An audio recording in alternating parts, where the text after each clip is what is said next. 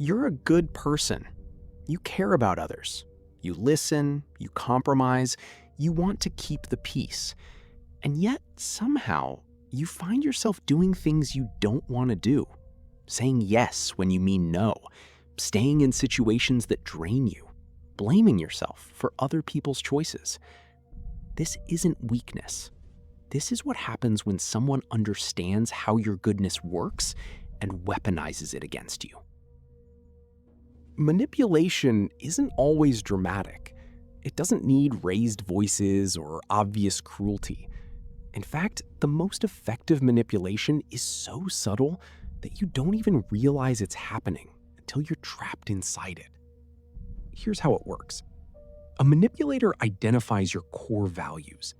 They see that you're someone who cares deeply about family, about loyalty, about not hurting others. And then they build their entire strategy around those values. They might say, if you really loved me, you would. Suddenly your love becomes the weapon. Your empathy becomes the cage. Or they use guilt as currency. After everything I've done for you, now your gratitude becomes your prison. You owe them. You always will. The most insidious form is gaslighting, where they convince you that your perception of reality is wrong. You begin to doubt yourself. You second-guess your own memories, your own feelings. And when you're confused about what's real, you become dependent on them to tell you what to believe. This is the painful truth. Good people are more easily manipulated. Why? Because good people have a fatal flaw.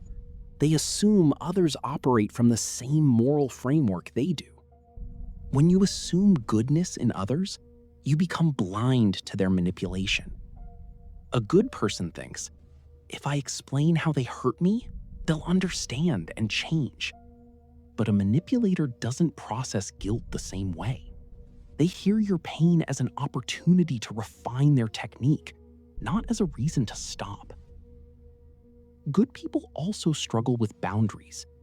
You were probably taught that being selfish is wrong. That putting yourself first means you're cruel. So you sacrifice, you compromise, you swallow your own needs to keep others comfortable. And a manipulator? They recognize this immediately. They know you won't abandon them, no matter what they do, because leaving would make you feel guilty. There's also the rescuer complex. Many good people are drawn to broken people. You believe you can heal them with enough love, enough patience, enough sacrifice.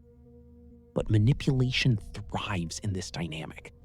A manipulator will deliberately stay broken because your attempts to fix them are exactly what keeps you bound to them. And here's what makes it worse.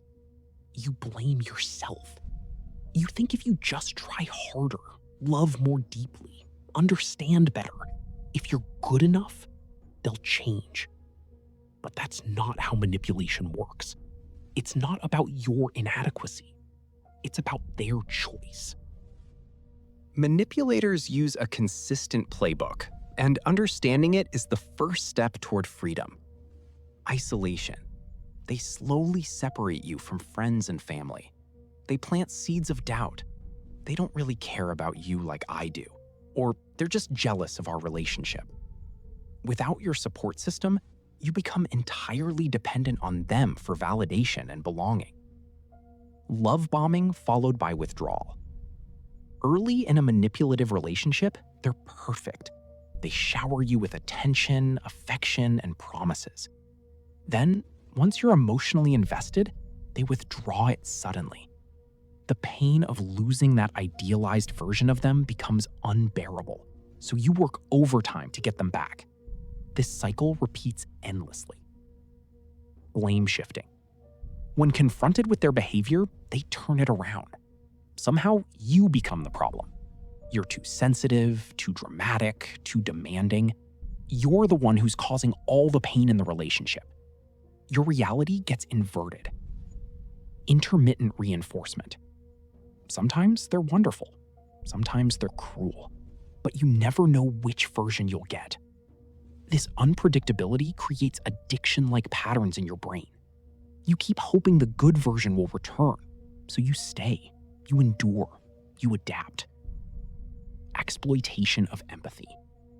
They may confess fake weaknesses or traumas.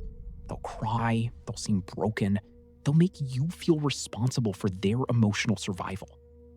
Your empathy becomes the rope they use to bind you. Prolonged manipulation leaves deep scars. You develop hypervigilance, constantly scanning for signs of anger or disapproval, always trying to prevent the next blow. Your nervous system lives in fight or flight mode, leaving you exhausted. Your sense of self begins to erode. You've spent so long managing their emotions and meeting their needs that you've lost track of your own desires, your own voice, your own worth. You develop complex trauma. Even after you leave, their voice echoes in your head. You second-guess your own decisions. You wonder if you're overreacting or being unfair. Trust becomes impossible. And the shame is suffocating. You ask yourself over and over, how did I let this happen? Why didn't I see it? Am I really that gullible?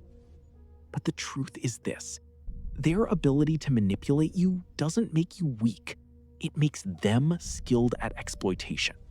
There's a difference. So how do you break free? First, you have to accept a difficult truth. You cannot fix them. Their behavior is their choice, not your failure. The moment you stop believing you can save them is the moment you reclaim your power. Second, boundaries are not cruel. They're medicine. Saying no to someone who manipulates you isn't selfish. It's survival.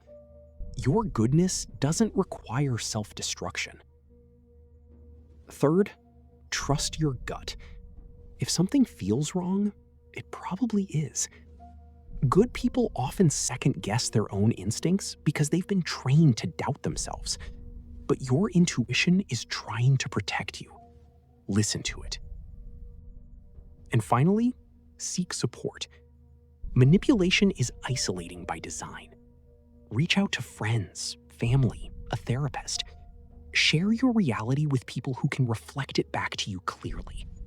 Slowly, you'll remember who you are outside of the relationship. Your goodness isn't a flaw.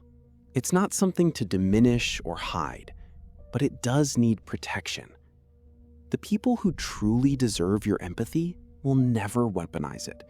They'll honor your kindness by treating it as sacred, not as leverage. Learning to recognize manipulation isn't about becoming cynical. It's about becoming wise. And wisdom, real wisdom, is what sets you free.